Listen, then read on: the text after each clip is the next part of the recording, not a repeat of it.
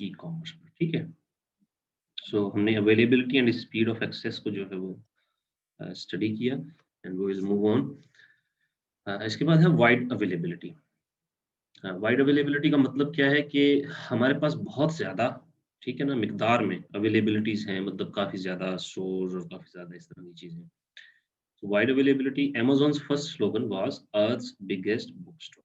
जब अमेज़न सबसे पहले 1994 में लॉन्च की गई, तो इसका जो स्लोगन था वो था अर्थ बिगेस्ट स्टोर बुक स्टोर, ठीक है। तो ये सबसे पहले बुक स्टोर था, ये सिर्फ़ किताबें बेचा करते थे, ठीक है। They could make this claim because they were an e-commerce site and not a physical store that had to stock each book on its shelves, ठीक है। तो ये दुनिया का बड़ा स्टोर इसलिए इसको कहा गया क्योंकि ये एक ई-कॉमर्स साइट थी। ये एक फिजिकल स्टोर नहीं था कि जिसमें हर एक किताब जो है या हर एक उसका जो वर्ज़न है और हर एक जो एडिशन है उसका, वो किसी बुक शेल्फ जो है उस पे लगाया जाए, ठीक है। तो these were the e-books, electronic books मतलब सॉफ्ट कॉपीज़ हुआ करती थी जो वो सेल करते थे, ठीक है? तो इसलिए इसको जो है वो अर्थ बिगेस्ट बुक स्टोर कहा गया, क्योंकि नहीं तो दुनिया में जितनी किताबें हैं, ठीक है? वो बहुत ज़्यादा हैं। वो इतनी इतनी ज़्यादा हैं कि शायद वो कहीं पूरी ना आ सकें किसी वेयरहाउस में। तो e-commerce enables brands to make a wide array of products available, ठीक है? Which are then shipped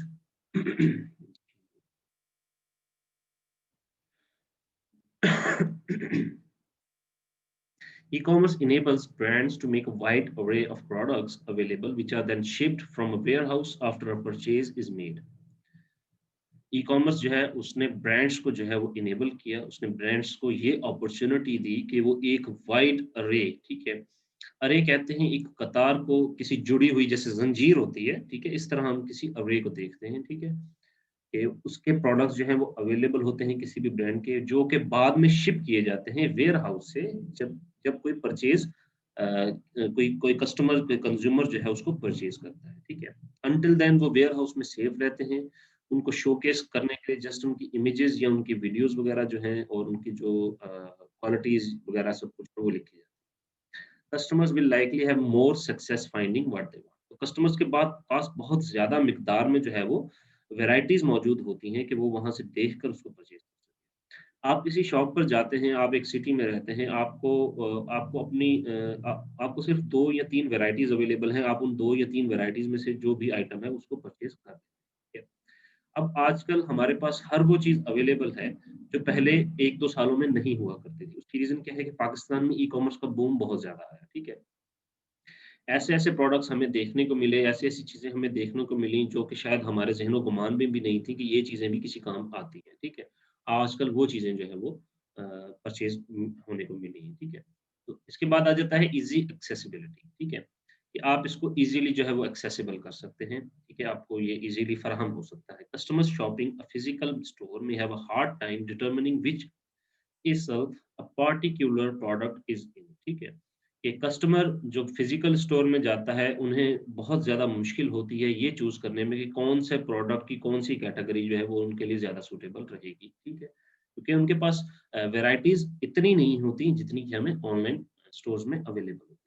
In e-commerce, visitors can browse product category pages and use the site search feature to find the product immediately. ठीक है? E-commerce store में क्या होता है कि visitor जो है वो ब्राउज़ करता है प्रोडक्ट कैटेगरीज़ के थ्रू, ठीक है? जितनी भी कैटेगरीज़ हैं, होम है, किचन है, फैशन है, ज्वेलरी है, शूज़ है, वगैरह-वगैरह, ठीक है? उन प्रोडक्ट कैटेगरीज़ में वो देख सकता है। फिर दूसरी चीज़ ये है कि उसके पास एक सर्च का फ़ंक्शन अवेलेबल होता है, जिसके थ्रू जो वो प्रोडक्ट ढूँढ रहा है, उसके रिलेटेड वो एक कीवर्ड टाइप करता है और उस प्रोडक्ट को सर्च करता है। जबकि आप किसी मॉल में जाते हैं या किसी शॉप पे जाते हैं, किसी मार्केट में जाते हैं, आपको जो चीज़ चाहिए होती है, वो आप एक-एक करके हर शॉप से पूछ रहे होते हैं कि भाई क्या ये आपके पास अवेलेबल है चीज़? इस तरह की क्या चीज़ अवेलेबल है? ठीक है। तो जबकि ये परेशानी हमें ऑनलाइन मार्केट प्लेस में नहीं होती। एंड इसके बाद है international reach. Brick and mortar businesses sell to customers who physically visit their stores, ठीक है? तो ब्रिक एंड मॉर्टर बिज़नेस जैसे मैंने आपको बताया कि वो ऐसे फिजिकल बिज़नेस होते हैं जिनकी एक शॉप होती है, एक शेड्यूल्ड टाइमिंग होती है, ठीक है? वो कंपनी भी हो सकती है, वो कोई फैक्ट्री हो सकती है या कोई फ्रैंचाइज़ हो सकती है। वो उन्हीं को प्रोडक्ट अपना सेल करती है जो ऑब्वियसली उनके स्टोर में विजिट करते हैं, ठीक है। With e-commerce businesses can sell to any customer who can access the web. और ई-कॉमर्स में बिजनेसेस जो हैं वो कहीं भी किसी को भी बेचा जा सकती है चीज़ें जो कि वेबसाइट को एक्सेस करता है और वहाँ से उनके प्रोडक्ट को जो है वो एक्सेस करता है। तो इसमें बहुत ज़्यादा पोटेंशियल है कि बजाय इसके कि आप एक ऐसे सिटी में रहते हैं जहाँ पे 50,000 की आवाम मौजूद है जिसमें से हार्डली जो है 100 या 200 लोग जो हैं वो आपका प्रोडक्ट परचेज़ करना चाहते हैं, ठीक है। जब आप इसको ग्लोबली इंटरनेशनल रीच में जाएँगे तो वहीं पे जो लोग हैं वो आपको हज़ारों, लाखों, करोड़ों में मिल जाएँगे जो आपके प्रोडक्ट को परचेज़ करना चाहते हैं। इस तरह आप जो है बल्क में भी आइटम परचेज़ सेल करेंगे, आप उसकी मिकदार भी कम ठीक है, आप उसकी प्राइस भी कम करके उसको सेल करें। तो यही रीज़न है कि हमें ऑनलाइन चीज़ें जो हैं वो ज़रा सस्ते मिल जाती हैं। E-commerce has the potential to extend a business customer base, ठीक है? कि ई-कॉमर्स हमें ये फ़ायदा देता है कि हम अपने बिज़नेस को इस तरह एक्सटेंड करें कि जिस तरह वो कस्टमर की बुनियाद जिससे बन सके। अच्छा एक आप मेरे सुनने जी, जी, मेरी आवाज़ जो है वो काफ़ी ज़्यादा बैठ सी गई है, आई डोंट नो व्हाई मुझे कुछ एंटीबायोटिक्स लेने पड़े। 2 सेशन जो हुए ना शायद उसमें कुछ मैंने ज़रा ज़्यादा ही जोश में आके शायद लेक्चर दिया इसलिए। इसके बाद है lower cost. Pure play e-commerce businesses avoid the cost associated with physical stores, such as rent, inventory, and cashier, although they may incur shipping and warehouse costs.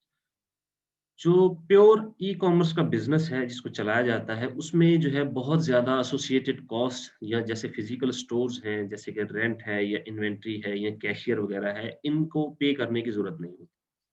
Suppose आप एक बिज़नेस रन कर रहे हैं, जिसको हम फिज़िकल कह सकते हैं, उसके लिए आपको एक शॉप की ज़रूरत है, जिसका आपको रेंट मंथली पे करना पड़ता है। उसका इलेक्ट्रिसिटी बिल आपको पे करना पड़ता है। उस शॉप का ईयरली जो टैक्स हो सकता है, वो आपको पे करना पड़ता है। फिर आपको एक कैशियर या एक अकाउंटेंट या मैनेजर की ज़रूरत हो सकती है, जो आपके सामान आपके पैसों को सँभाले, गिने, कहाँ गया, कहाँ नहीं गया। इन सारी चीज़ों की ज़रूरत हो सकती है। फिर आपको एक जो है वो वेयरहाउस कंट्रोलर की ज़रूरत हो सकती है, वेयरहाउस इंचार्ज की ज़रूरत हो सकती है, जो आपके वेयरहाउस को मेंटेन रखे, ठीक है? सामान को तरतीब से लगा के रखे, ठीक है?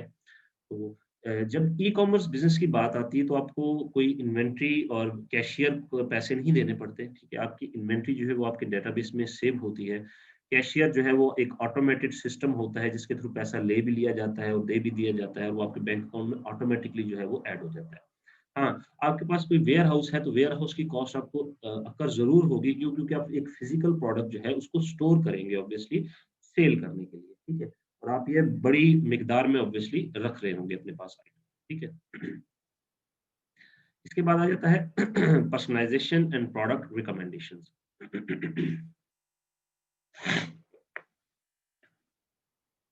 E-commerce sites can track visitors' browse, search and purchase history. जो ई-कॉमर्स साइट है, वो विज़िटर्स को ट्रैक कर सकती है, ठीक है? कि विज़िटर जो है वो ढूँढ क्या रहा है, उसे चाहिए क्या? अक्सर आप लोग देखते होंगे कि अगर आप गूगल पे जाके या किसी वेबसाइट पे जाके कोई पर्टिक्युलर आइटम जो है उसको ढूँढ रहे हैं, लेट्स से आप कोई लैपटॉप या कोई मोबाइल फ़ोन या कोई भी एक्सेसरी जो है वो उसको ढूँढ रहे हैं, आप उसकी इमेजेस देख रहे हैं कि यार ये बहुत अच्छी चीज़ है, आप उसके बारे में पढ़ रहे हैं।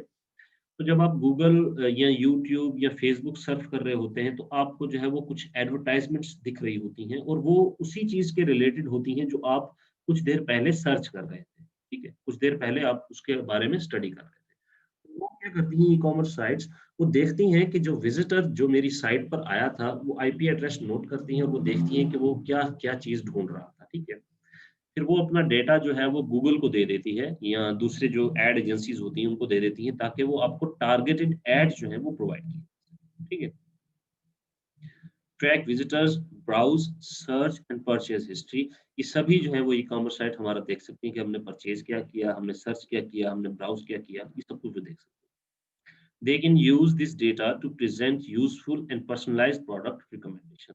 और वो इस डाटे को यूज करते हैं ताकि वो आपको एड्स, पर्सनलाइज्ड एड्स या रिकमेंडेशन जो है वो आपको दे सकें कि जो प्रोडक्ट, जिस प्रोडक्ट के बारे में आप सर्च कर रहे थे उसकी बेहतर जो रिकमेंडेशन हैं वो आपको दिखाई जा सकें कि ये प्रोडक्ट्स भी हमारे पास अवेलेबल है।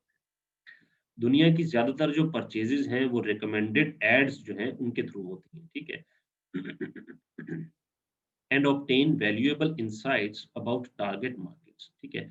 और जो टारगेट मार्केट्स हैं उनके बारे में जो इंसाइट्स है, जो अप एंड डाउन है, वो हमें वो उनको पता चलता है। Example includes the section of Amazon product pages labeled frequently bought together and customers who viewed this item also viewed, ठीक है।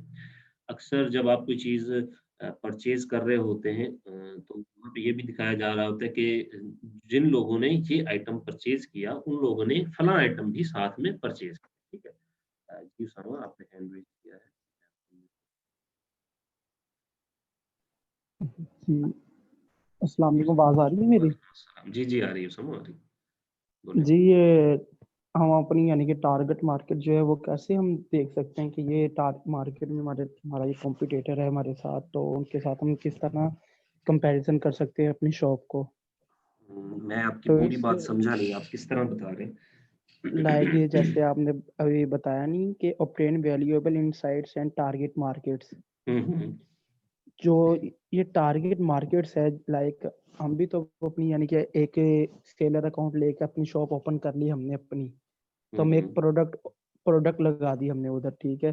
तो हम्म। हमें अपनी जो अपनी प्रोडक्ट के अंदर जो हमारे कॉम्पिटिटर्स हो गए, जो हमारे यानी कि मार्केट होगी, अदर शॉप्स होगी, हम उससे अलग और किस तरह यानी कि हम नॉमिनेट हो सकते हैं और कस्टमर हमारी शॉप मैं पे आ सकता मैं है। ये इसको टारगेट आपको मार्केट्स को एलैबोरेट। जरा मजीद एलेबोरेट जी कीजिएगा मैं जरा। एलैबोरेट करता हूँ उसको। अच्छा, ये ऐसा नहीं है कि आप इसको एक्सेस कर सकते हैं। जो ई कॉमर्स वेबसाइट्स होती है ना, ये सब जी चीजें वो ट्रैक कर सकती हैं, उनके पास ये इनसाइट्स अवेलेबल होते हैं, ठीक है। मैं बताता हूँ आपको। जैसे कि आप ढूंढ रहे हैं जी सोनी के एक हेडफोन, ठीक है, या जस्ट आप हेडफोन ढूंढ रहे हैं, वायरलेस गेमिंग हेडफोन आपने एक लिख लिया, सर्च लिख लिया, आप गूगल पे जाते हैं, आपको गूगल जो है वो 3-4 वेबसाइट्स वहां पे दिखा देता है, ठीक है, क्योंकि ये वो ठीक एसईओ ठीक ऑप्टिमाइज्ड साइट्स होती हैं, वो आपको दिखा देता है कि जी यहाँ यहाँ पे ये आपके रिलेटेड जो है वो हेडफोन्स अवेलेबल है। आप उनको ढूंढते हैं, गूगल को पता चल जाता है कि भाई आप जो है वो वायरलेस हेडफोन्स ढूंढ रहे हैं परचेज करने के लिए, ठीक है। वो ठीक क्या करता है, जो डिफरेंट ई कॉमर्स प्लेटफॉर्म्स होते हैं वहां पे जो लोग उन चीजों को परचेज कर चुके होते हैं, जिनके अच्छे व्यूज होते हैं, वही रिकमेंडेशंस आपको दिखाई जाती है, ठीक है। ठीक एड्स ठीक के थ्रू ठीक वो दिखाई जाती हैं ताकि आपको भी पता चल सके और आप भी वो चीज परचेज कर सके, ठीक है। तो ये एक ऑटोमेटेड सिस्टम ऐसा होता है कि वो जो ई कॉमर्स वेबसाइट्स होती हैं वो डाटा सेल करती हैं, ठीक है। वो से- डाटा किसको सेल करती हैं, वो गूगल को सेल करती हैं, मतलब एड एजेंसीज को। जैसे फेसबुक एक एड एजेंसी है, एक गूगल एड जी एजेंसी है, बिल्कुल माइक्रोसॉफ्ट बिंग है वो एक एड एजेंसी है, फिर एप्पल है वो एक एड एजेंसी है। इसी तरह जितनी भी एड एजेंसीज हैं, ये जो वेबसाइट्स होती हैं, ये अपना डाटा कैश की शक्ल में आपसे लेती हैं, ठीक है, और इसको बाद में ठीक है। स्टोर करके इसको सेल किया जाता है।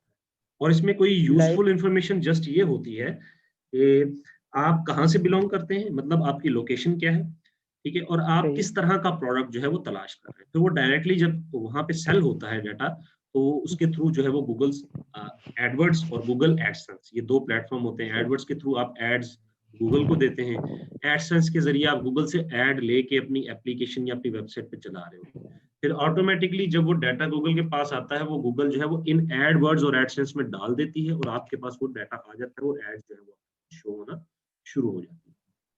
सही। और सर एक और बात इधर है कि लाइक कि कोई इस तरह का कोई सिनेरियो है यानी कि अमेजोन पे कि अगर कोई प्रोडक्ट्स जिसकी यानी कि सेलिंग ज्यादा है, लाइक अगर हैंड फ्री हो गया, क्लॉथ हो गए, बुक्स हो गई, एक्स्ट्रा कुछ भी चीज की सेलिंग है, तो हमें यानी कि अगर पता करना हो कि यार ये किस प्रोडक्ट है जो यानी कि अमेजोन पे ज्यादा बिक रही, ताकि मैं उस मार्केट को जी टारगेट जी जी, करके मैं उसको ये चीजें अवेलेबल हैं। ये थर्ड पार्टी सॉफ्टवेयर्स हैं जिनका हम यहाँ पे इस्तेमाल करेंगे।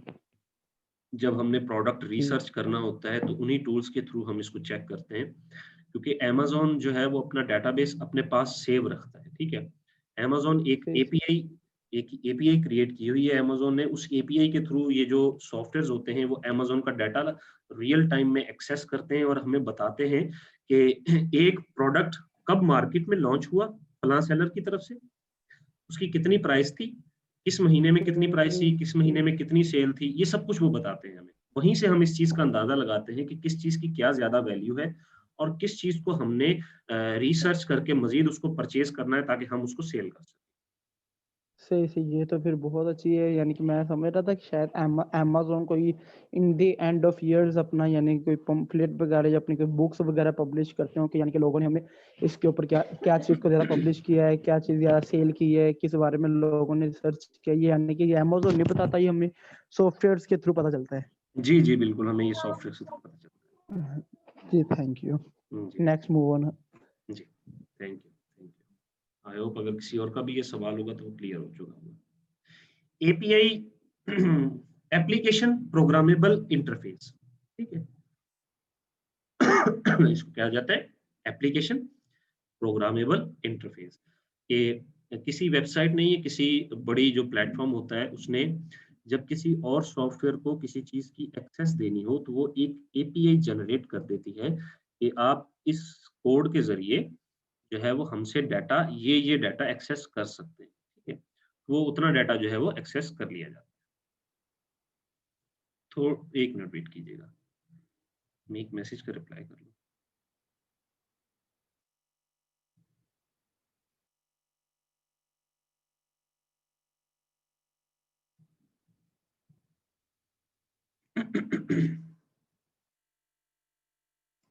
चलो, अच्छा ये पर्सनलाइज़ेशन हो गया आई थिंक।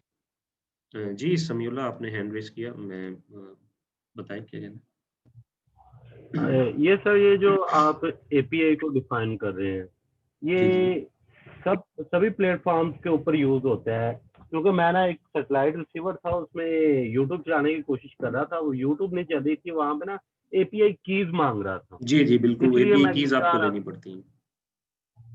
सही हो गया। जी। ये अच्छा, क्या एब्रीवेशन सर आपने बताया? Application programmable interface. Application programmable interface, ठीक है, जी, थैंक यू सर।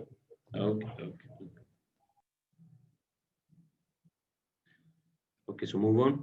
इसके बाद आ जाते हैं डिसएडवांटेजेस ऑफ ई-कॉमर्स। वैसे कुछ ज़्यादा एडवांटेजेस नहीं हैं, कुछ नोटेबल हैं, हम ज़िक्र कर लेते हैं यहाँ पे उसका। Limited customer service. ठीक? If a customer has a question or issue in a physical store, he or she can see a clerk, cashier or store manager for help. अगर आप किसी स्टोर में हैं, ठीक है, किसी मार्केट में हैं, किसी शॉप में हैं, आपको अगर कोई इश्यू आता है, तो आप जो है वो फौरी तौर पे किसी भी बंदे से जो वहाँ पे मौजूद है, आप उससे पूछ सकते हैं कि भाई ये इश्यू है, इसका बताओ क्या है, ठीक है? But in an e-commerce store, customer service may be limited. अच्छा, अब लिमिटेड का मकसद क्या है कि आपको थोड़ा-सा डिले हो सकता है। The site may only provide support during certain hours of the day or a call to a customer service phone number may keep the customer on hold. ठीक है? कि जब आप किसी कोई सवाल करते हैं वहाँ पे स्टोर पे जाके आप एक बायर हैं, आप एक स्पेसिफिक प्रोडक्ट जो है उसको सर्च कर रहे हैं, ढूँढ रहे हैं। आप उसके रिलेटेड पूछते हैं कि आप मुझे बताएँगे इस प्रोडक्ट में ये चीज़ अवेलेबल है या नहीं है, या ये मेरे इस तरह के मोबाइल के साथ या कंप्यूटर के साथ ये अटैच हो जाएगा या नहीं हो जाएगा। ये कोई भी आपका सवाल है, तो क्या है कि आपको वेट करना पड़ता है। आप मैसेज करते हैं, आपको कुछ मिनट बाद, घंटे बाद आपको उसका रिप्लाई आ सकता है, और अगर आप वर्किंग आवर्स के बाद उनको मैसेज करते हैं, तो नेक्स्ट डे आपको उसका रिप्लाई आएगा। ऑब्वियसली जो प्लेटफ़ॉर्म है वो तो 24/7 रन करता ही करता है, लेकिन उस प्लेटफ़ॉर्म पे कोई ना कोई एक बंदा लाज़मी मौजूद होता है, जो कस्टमर को सर्विस प्रोवाइड करता है, कस्टमर को सपोर्ट देता है, ठीक है? जिस तरह अगर आप अमेज़न किसी का रन करेंगे, तो आपको जो है वो आप एक as a customer support assistant जो है वो उसमें होंगे। 1 मिनट वेट कीजिएगा, 1 मिनट में कॉल्स आ रही है।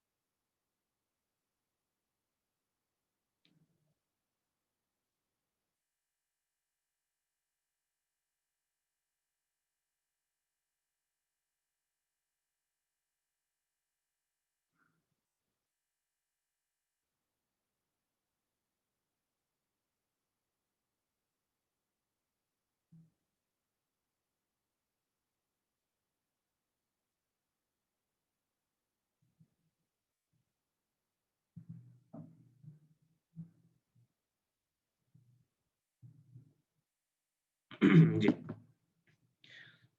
इन an e-commerce store customer service में भी लिमिटेड, ठीक है, तो वो कस्टमर सर्विस लिमिटेड होगी, जब वो टाइम गुजरेगा तो उसके बाद तभी जो है वो आपको रिप्लाई कर पाएंगे, ठीक है। अदरवाइज आपको वेट करना पड़ेगा कि वो बंदा हाजिर हो जो कस्टमर सर्विस देता है, कस्टमर सपोर्ट देता है, फिर वो आपके मैसेज का रिप्लाई करे, ठीक है। तो उनके पास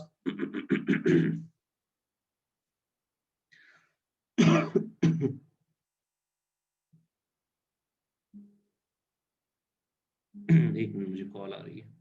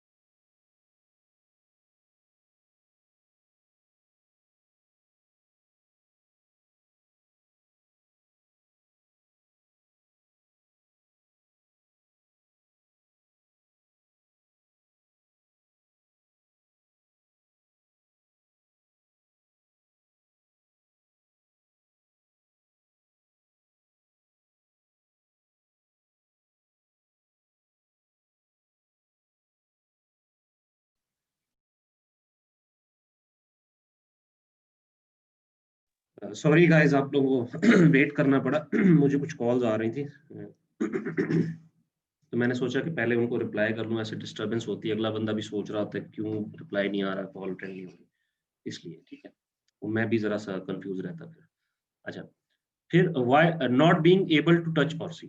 इसका मतलब क्या है कि इसका मतलब ये है कि आप जो प्रोडक्ट ऑनलाइन दे ले रहे होंगे, आप ना उसको देख सकते हैं रियल टाइम में कि वो रियल टाइम में कैसा दिखता है, ना आप उसको टच करके देख सकते हैं कि उसमें मटेरियल कौन-सा चूज़ हुआ है या ये सारी चीज़ें, ठीक है? आप मेरा समझ गए, ठीक है? अगर आप एक स्पीकर्स परचेज़ करने जा रहे हैं, आपको नहीं पता कि उन स्पीकर्स की आवाज़ कितनी है, उसका ट्रेबल कैसा है, इक्वलाइज़र कैसा है, उसकी बेस कैसी है, ठीक है? ये चीज़ें आपको नहीं पता, ठीक है? आप वो बता रहे हैं कि जी इसमें ब्लूटूथ अवेलेबल है 10 मीटर तक। आपको नहीं पता कि क्या एक्चुअली वो 10 मीटर ही सपोर्ट करता है ब्लूटूथ या नहीं करता, ठीक है? सो इस तरह की चीज़ें, ये एक ड्रॉबैक है। व्हाइल इम यही रीज़न है कि पाकिस्तान में इतनी ज़्यादा स्टार्ट में ई-कॉमर्स पॉपुलर नहीं हुई कि जब दराज़ आया तो यहाँ पे बहुत ज़्यादा लोगों ने धोखेबाज़ी करना शुरू कर दी। दिखाते कुछ और थे और देते कुछ और थे। ठीक है। अभी रिसेंटली मेरे साथ ऐसा हुआ कि दराज़ से मैंने हेडफ़ोन्स जो हैं वो परचेज़ किए सोनी के, और मुझे जो है वो एक थर्ड किस्म के जो है वो हेडफ़ोन जो है वो उन्होंने भेज दिए, ठीक है। जिसको अभी मैंने शायद 1-2 दिन पहले ही रिसीव किए थे, और अब मैं उनको बताऊँगा कि भैया आपने गलत भेजे, मैं रिटर्न कर दूँगा, ठीक है। क्या रीज़न है कि लोग अभी भी कुछ ऐसा करते हैं, ठीक है? लेकिन काफ़ी हद तक जो है वो कह सकते हैं 70% तक, 80% तक जो है वो लोगों का एतमाद जो है वो अब ऑनलाइन शॉपिंग पे हो चुका है। पहले नहीं था, अब हो चुका है, ठीक है? पहले लोग धोखे बहुत ज़्यादा करते थे। So while images on a web page can provide a good sense about a product, it's different from experiencing it directly, ठीक है? मतलब एक सेंस आपको मिल जाता है। स्क्रीन शो नहीं हो रही। मैंने तो स्क्रीन शेयर की हुई है। 1 मिनट।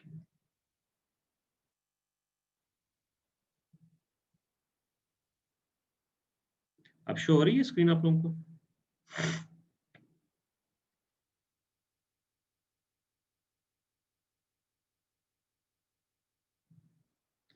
गाइस, अब शो हो रही है स्क्रीन आप लोगों को?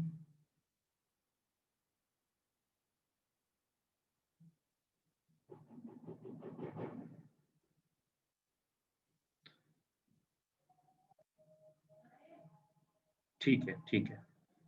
अच्छा, अज़ान हो रही है, थोड़ा-सा वेट कर लें, अज़ान हो रही है।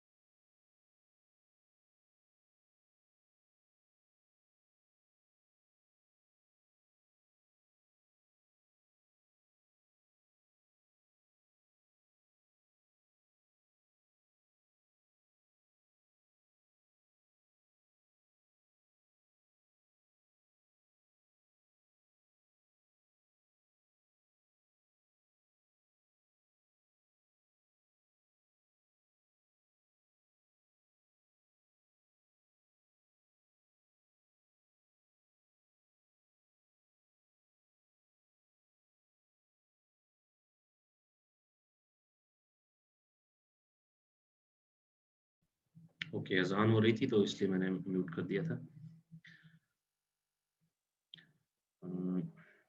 While images on a web page can provide a good sense about a product, it's different from experiencing it directly. ठीक है, images हमें किसी वेब पेज पे एक सेंस प्रोवाइड कर देती हैं कि प्रोडक्ट कैसा दिखता है, लेकिन हमें ये नहीं पता कि प्रोडक्ट काम कैसा करता है, ठीक है, या ये हम पर कैसा जचेगा, ठीक है।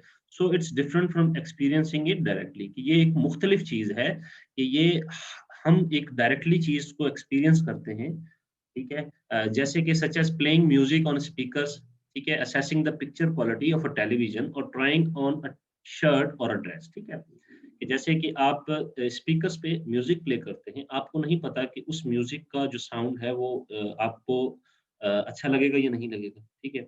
या जो पिक्चर क्वालिटी है किसी स्क्रीन की, किसी टेलीविज़न की, मोबाइल फ़ोन की, एलईडी टीवी की, वो हम किसी स्टोर में जाके, किसी शॉप पे जाके देखते हैं कि वो किस तरह की नज़र आ रही है। हमें नहीं पता जब हम ऑनलाइन लेते हैं तो वो किस तरह की होती है, ठीक है।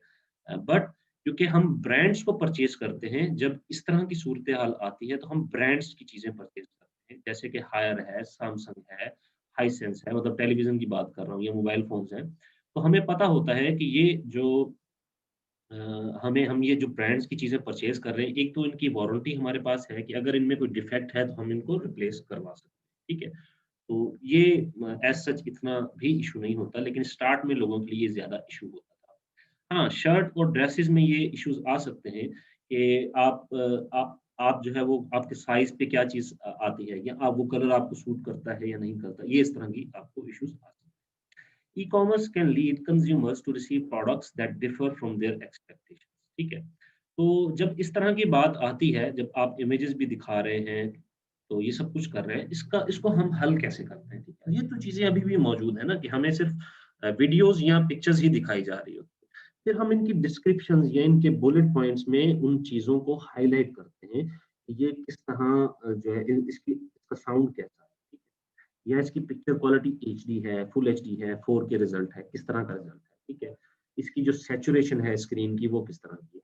या जो ये शर्ट का हमने कपड़ा यूज़ किया हुआ है, ये किस किस्म का कपड़ा है, ठीक है? अगर इसको धोना है, गर्म पानी से धोना है, ठंडे पानी से धोना है, मतलब ये फिर सारी चीज़ें हम वहाँ पे बताते हैं, ठीक है? ताकि जो बंदा, जो कंज़्यूमर हमारे आइटम को परचेज़ कर रहा है, उसको हम पहले से ही ये सारी चीज़ें बता दें कि इसमें ये फ़ायदे जो हैं वो अवेलेबल हैं, ताकि उसको फिर ये प्रॉब्लम ही ना हो कि अगर वो हमारा प्रोडक्ट नहीं परचेज़ करना चाहता, तो वो ना परचेज़ करे। क्यों? क्योंकि वो प्रोडक्ट परचेज़ करेगा, हम भेजेंगे, फिर वो रिटर्न करेगा, हमें डिलीवरी चार्जेज़ का नुकसान, ठीक है? इस ड्रॉबैक को हम इस तरह, इस डिसएडवांटेज को हम इस तरह जो है वो ठीक कर सकते हैं। E-commerce can lead consumers to receive products that differ from their expectations, which leads to return. अब ये वही बात आ गई कि जो ई-कॉमर्स के जो कंज्यूमर्स होते हैं, उनको जो है वो मुख्तलिफ प्रोडक्ट्स मिलते हैं जो वो एक्सपेक्ट कर रहे होते हैं। वो देखते हैं कि यार ये वाक़ई ही प्रोडक्ट जो है वो बहुत अच्छा है और मुझे सस्ते में मिल रहा है। लेकिन बाज़ औक़ात इस तरह होता है कि प्रोडक्ट जब आता है आपके पास, वो डिफरेंट होता है, फिर वो रिटर्न किया जाता है। तो इस चीज़ से बचने के लिए जो सेलर है उसको ये चाहिए कि वो उस उनकी सभी चीज़ें जो है वो वहाँ पे बता दे कि ये प्रोडक्ट किस तरह का है, ये किस तरह के बंदे के लिए ये सूटेबल है, ठीक है? In some scenarios the customer bears the burden for the cost.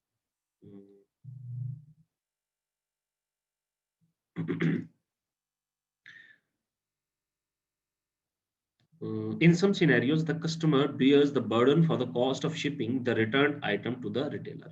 और कुछ केसेस में ऐसा भी होता है कि जो रिटर्न होता है, जब वो कस्टमर रिटर्न करता है आइटम, तो वो पैसे, शिपिंग कॉस्ट कस्टमर को पड़ती है, सेलर को नहीं पड़ती। लेकिन बाज़ औक़ात सेलर ही पे करता है कॉस्ट, ठीक है? इसके बाद आ जाता है वेट टाइम। वेट टाइम का मतलब कि if a customer sees an item that he or she likes in a store, the customer pays for it and then goes home with it, ठीक है। कि अगर आप एक स्टोर पे जाते हैं, आपको एक आइटम, एक प्रोडक्ट परचेज आया, आपने उसको देखा, ठीक है, आपको वो पसंद आया, आप उसके लिए पैसे अदा करते हैं और वो चीज़ लेके अपने साथ घर आ जाते हैं, ठीक है। ये तो हो गया फिजिकल स्टोर का। With e-commerce there is a wait time for the product to be shipped to the customer's address. E-commerce में क्या है कि वो चीज़ तो आप तक एक्सेस होती है, आप उस चीज़ को परचेज़ करते हैं, लेकिन उसको शिपिंग होने में टाइम लगता है। अगर आप कोई बाहर से अब्रॉड से चीज परचेज कर रहे हैं, इंटरनेशनली परचेज कर रहे हैं, तो उसमें ज्यादा टाइम वेट करना पड़ता है, ठीक है। और अगर तो पाकिस्तान से ही परचेज कर रहे हैं तो 2 या 3 दिन का टाइम वेट करना पड़ता है ताकि वो चीज आप तक पहुंच सके, ठीक है। Although shipping windows are decreasing as next day delivery is now quite common, लेकिन आप आजकल आमतौर पे नेक्स्ट डे डिलीवरी या विद इन 2 डे डिलीवरी बहुत ज्यादा कॉमन हो गया है, तो इसमें इतना इशू नहीं है। लेकिन अभी भी इंटरनेशनली आप कोई चीज परचेज करते हैं जैसे लाइक अली एक्सप्रेस, आजकल कोविड की वजह से अली एक्सप्रेस से आप जो आइटम परचेज करते हैं वो 2-3 महीने तक भी डिले हो जाता है, ठीक है। So when there was no COVID, ठीक है, मैं परचेज करता था आइटम अली एक्सप्रेस से, मुझे with in 7 days, with in 3 weeks deliveries आती रही, ठीक है। जो कम से कम टाइम था एक डिलीवरी का, वो मुझे 7 दिन के अंदर अंदर मेरा आइटम मुझे घर पे मिल गया था, ठीक है। लेकिन अब कोविड की वजह से ये थोड़ा-सा मुश्किल हो गया है कि वो गवर्नमेंट भी चाइना से जो चीज़ें आती हैं, उन पे थोड़ा-सा एहतियात करती है, जबकि डब्ल्यूएचओ ने कह दिया है कि आइटम्स पे कोरोना जो है वो नहीं फैलता है। मतलब वो 24 आवर तक किसी चीज़ पे कोरोना बैठ सकता है, लेकिन अगर वो जानदार नहीं है, तो वो कोरोना किस जो है वो वहाँ से जरासीम उससे खत्म, ठीक है। उसके बाद आ जाता है सिक्योरिटी। सिक्योरिटी बहुत ज़्यादा मैटर करती है। आप अपना बैंक अकाउंट की डिटेल्स, अपने डेबिट कार्ड्स, अपने क्रेडिट कार्ड्स, इन सब चीज़ों को वेबसाइट्स के साथ शेयर कर रहे हो, ठीक है? वो वेबसाइट्स तो इनको गलत इस्तेमाल नहीं करती, ठीक है? क्योंकि ये पॉलिसी में शामिल होता है। लेकिन स्किल्ड हैकर्स जो सिक्योरिटी है, skilled hackers can create authentic looking websites that claim to sell well known products, ठीक है? Instead the site sends customers forfeit or imitation version of those products or simply collects customers credit card information, ठीक है? यही reason है कि हम उस तरह की वेबसाइट्स जो कि अभी नई-नई आई हों या जिन पर हमें ज़्यादा एतमाद ना हो, हम उनके साथ काम नहीं करते। कल शायद किसी ने सवाल पूछा था कि सर फाइवर और अपवर्क के अलावा और कौन से ऐसे प्लेटफ़ॉर्म हैं जिन पे हम काम कर सकते हैं। देखिए, जैसे कि मैंने आपको बताया कि प्लेटफ़ॉर्म्स तो बहुत सारे अवेलेबल हैं, लेकिन हम उनके साथ ही काम करते हैं जो जिन पर हम एतमाद करते हैं। हम इस तरह के प्लेटफ़ॉर्म्स पे एतमाद नहीं कर सकते कि जहाँ पे हो सकता है कि हमारा पैसा जो है वो मिले ही ना। तो यही रीज़न है कि सिक्योरिटी का रिस्क बहुत ज़्यादा होता है। तो हम जस्ट ऑथेंटिक जो है उनके साथ ही चलते हैं। फिर इन ऑथेंटिसिटी को सर्टिफ़िकेट्स और दूसरी चीज़ों पे जो है वो देखा जाता है। अ, instead the site sends customers forfeit or imitation version of those products or simply collect customers credit card information, कि कोई भी शख्स एक हैकर है वो एक वेबसाइट मिलती जुलती बना ले, ठीक है, फेसबुक की तरह की सपोज बना ली, अली एक्सप्रेस की तरह की बना ली कि जब भी कोई आए वो देखे और वो उस पे जाए, वहां पे जाके कोई चीज परचेज करना चाहे, बहुत ही सस्ती अच्छी चीज परचेज करना चाहे, दिखाई वहां पे कुछ और गई हो, उसकी डेबिट और क्रेडिट कार्ड की इन्फॉर्मेशन ले ले और बाद में उसको जो है वो ब्लैकमेल करना चाहिए। लेकिन ऐसा होता नहीं है, ये पहले दौर में ऐसा होता था। आजकल की सिक्योरिटी बहुत ज़्यादा हाई हो गई है। So legitimate e-commerce sites also carry risk, especially when customers store their credit card information with the retailers to make future purchases easier. If the retailer site is hacked, hackers may come into possession of customers' credit card information. Just like आप लोगों ने अक्सर सुना होगा कि जी फलां bank hack हो गया, फलां वेबसाइट हैक हो गई, फलां ये हैक हो गया। तो हैकर्स इस तरह के होते हैं जो इस तरह की जो है वो इन्फॉर्मेशन हैक कर लेते हैं। आई थिंक अप्रैल या मई की बात है कि पाकिस्तान में एक हैकिंग जो है वो हुई थी। पाकिस्तान में नहीं, वैसे पूरी दुनिया में हुई थी।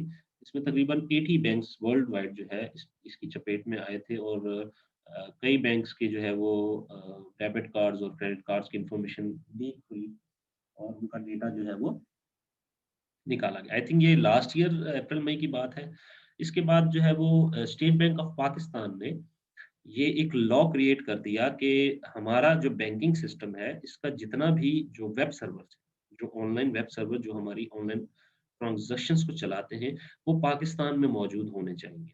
ठीक है? उसके बाद अमेज़न वेब सर्विसेज़ जो कि एक वेब सर्वर है और बैंकिंग के जितना भी डाटा होता है, वो अपने वेब सर्वर्स पर स्टोर करता है, वो पाकिस्तान में आके रजिस्टर्ड हुई और उसने कराची में जो है वो अपना ये जो वेब सर्वर है इसको रन किया। मतलब अब पाकिस्तान में भी एक वेब सर्वर डेटाबेस जिसको कहा जाता है वो भी मौजूद है, ठीक है। इसी तरह उन्होंने फेसबुक और इन सभी गूगल वगैरह को भी यही कहा गया कि आप अपना एक जो डेटाबेस सेंटर है वो हमारे पाकिस्तान में बनाएं जिसमें पाकिस्तान का डेटा मौजूद हो ताकि इसको कोई बाहर से एक्सेस ना कर सके। देखिए इस तरह की पॉलिसीज अब बनना शुरू हो गई, ठीक है। हाँ, हम थोड़ा सा लेट ज़रूर हैं, लेकिन ई-कॉमर्स हमारे पाकिस्तान में पीबीटीई की वजह से, टेफ्टा की वजह से और इनकी वजह से बहुत ज़्यादा यहाँ पे हमारे बूम आया है। और जो हमारा आईटी का इंफ्रास्ट्रक्चर है वो अब जैसे कि टैक्स रिटर्न्स हैं और ये सारी चीज़ें ऑनलाइन कर दी गई हैं। पहले ऐसा नहीं होता था, टैक्स हमें बैंक में जाके फाइल करना पड़ता था, चालान हमें बैंक में जाके फाइल करना पड़ते थे, हमें गाड़ी की, बाइक की रजिस्ट्रेशन करवानी है, हमें बैंक में जाना पड़ता था, पैसे पे करने पड़ते थे, फिर वहाँ जाना पड़ता था इदारे में, वहाँ से जाके जी अपना नंबर लगवाना, फिर मतलब लाइन में। अब ऐसा सिस्टम नहीं है, अब ये भी ऑनलाइन कर दिया है, ठीक है? ई-रजिस्ट्रेशन सिस्टम कि आप जस्ट ई-रजिस्ट्रेशन में जाके अपना ये सब काम कर सकते हैं। तो ये सब ई-कॉमर्स की बदौलत हुआ, ठीक है? ई-कॉमर्स प्लेटफॉर्म्स एंड वेंडर्स, ठीक है। अब कोर्स के इख्तिताम पे आते हुए हम देख लेते हैं कि ई-कॉमर्स प्लेटफॉर्म और वेंडर कौन-कौन से हैं, ठीक है। ई-कॉमर्स के प्लेटफॉर्म जो हमारे पास few examples of e-commerce market places हैं, उसमें शामिल हैं जी अमेज़न, ईबे, वॉलमार्ट, ये इंटरनेशनली रिकॉग्नाइज्ड की बात कर रहा हूँ मैं, ठीक है। अमेज़न है, ईबे है, वॉलमार्ट है, chewy, Wayfair, Newegg, Alibaba, Etsy, Overstock, Rakuten, ठीक है। ये कुछ हैं और भी मज़ीद काफ़ी सारी हैं, लेकिन मैंने जस्ट यहाँ पे कुछ डिस्कस जो है वो की है। फिर आ जाते हैं वेंडर्स। अब ये वेंडर्स कौन से हैं? ये वेंडर्स वो हैं जहाँ पे हम अपनी मार्केट खुद की बिल्ड कर सकते हैं। ये just like Shopify, WooCommerce, Magento, मतलब आप अपना एक स्टोर बनाना चाहते हैं, ठीक है? आप अमेज़न पे भी अपना एक स्टोर बना सकते हैं, लेकिन आपको अमेज़न की पॉलिसीज़ पर चलना पड़ेगा, ठीक है?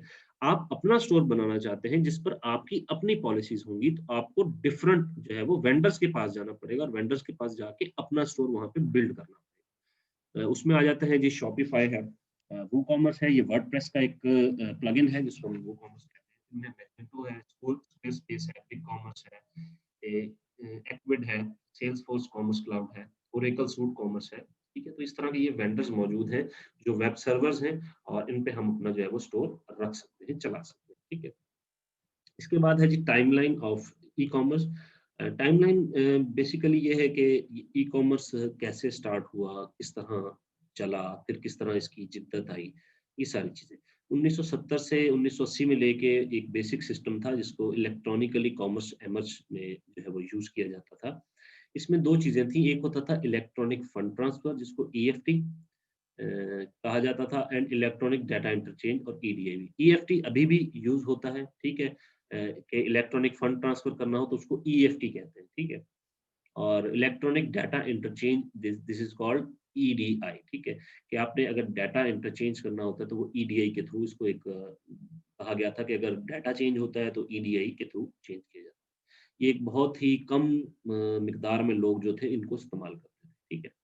फिर 1980s से लेके 1990s तक जो है वो during this time period ATM machines and credit cards laid down the foundation for the growing world of e-commerce. ATM machines और क्रेडिट कार्ड जो हैं वो इनकी जिद्दत आई, ठीक है? इन्होंने जो वो है बुनियाद रखी ई-कॉमर्स वर्ल्ड को फैलाने में, ठीक है? The Boston computer exchange and Minitel become among some of the first most notable e-commerce platform in the world, ठीक है? और ये ऐसे ई-कॉमर्स प्लेटफॉर्म्स थे दुनिया में जो एटीएम मशीन्स और क्रेडिट कार्ड्स और इस तरह की सभी चीज़ें जो है वो प्रोवाइड करते थे। आजकल क्रेडिट कार्ड्स और डेबिट कार्ड्स में ज़्यादातर वीज़ा पॉपुलर है, मास्टर कार्ड पॉपुलर है, वेब मनी पॉपुलर है, ठीक है? और इस तरह की और भी कुछ हैं जो पॉपुलर। फिर 1990 से लेके 2000s तक the advent of the world wide web open the door for many new e-commerce services. तो जब आई थिंक 1991 में या 1992 में जो है वो अ, अ, टिम बर्नले एक नाम था बंदे का, शायद टिम बर्नले आई थिंक, जिन्होंने जो है वो एक web browser, world wide web का वेब ब्राउज़र जो है वो बनाया और उसको ओपन सोर्स किया और उसके थ्रू जो है वो आम लोगों तक इंटरनेट की जो है वो रसाई पहुँचाई गई, ठीक है? और उसके थ्रू जो है वो डिफरेंट वेबसाइट्स और इस तरह की चीज़ें जो है वो इजाद हुई और उन पे लोगों ने काम करना शुरू किया। The advent of the World Wide Web opened the door for many new e-commerce services to have a global scope. Services like Amazon.com and eBay were some of the most notable e-commerce websites to be released in this time. और इन्हीं वक्तों में 1990 से लेके 2000 के दरमियान यही website जैसे कि अमेज़न है या ईबे है, ये बनी और इजाद हुई और इंटरनेट पे जो है वो रन हुई और लोगों ने इन पर बहुत ज़्यादा जो है वो एक नई-नई चीज़ थी, जैसे कि अब कोई भी नई-नई चीज़ दरियाफ़्त होती है तो लोग उस पर बहुत ज़्यादा जो है वो क्या कहते हैं देखते हैं उसको, उस पे जो है वो सर्फ करना चाहते हैं, ज़रूर करना चाहते हैं। तो इसी तरह तब भी हुआ। फिर 2000 से लेके 2010 तक hundreds of e-commerce services such as online food ordering, media streaming, online advertising, online marketplace, brick and mortar retailers, e-commerce payment system and online storefronts emerged. 2000 से लेके 2010 तक बहुत ज़्यादा ई-कॉमर्स के प्लेटफॉर्म्स जस्ट लाइक guru.com, ठीक है, और इस तरह की अपवर्क है और ये सारी चीज़ें जो है वो दरियाफ्त हुई। जैसे कि एक फूड पांडा एक ऑनलाइन फूड ऑर्डरिंग की साइट है, ठीक है, वो दरियाफ्त हुई, ठीक है। फिर मीडिया स्ट्रीमिंग, यूट्यूब जिसको हम कहते हैं, ठीक है।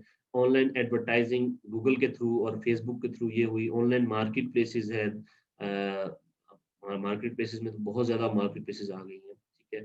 फिर ई कॉमर्स के पेमेंट सिस्टम जो है, पेपॉल बना, ठीक है, सादा पे बना, पेयोनियर बना, ठीक है, नेट सेलर बना, मतलब इस तरह के बहुत ज़्यादा पेमेंट सिस्टम जो है वो भी चल रहे हैं।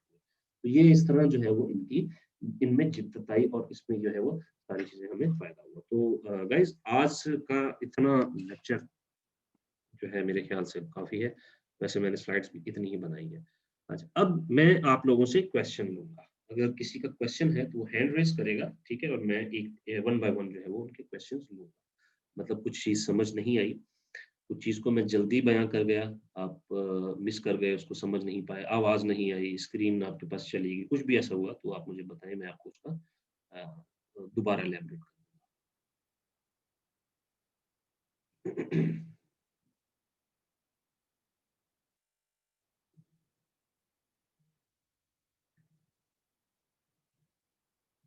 एनीवन?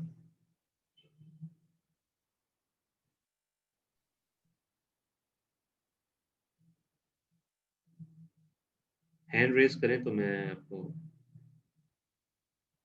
बता देता हूँ।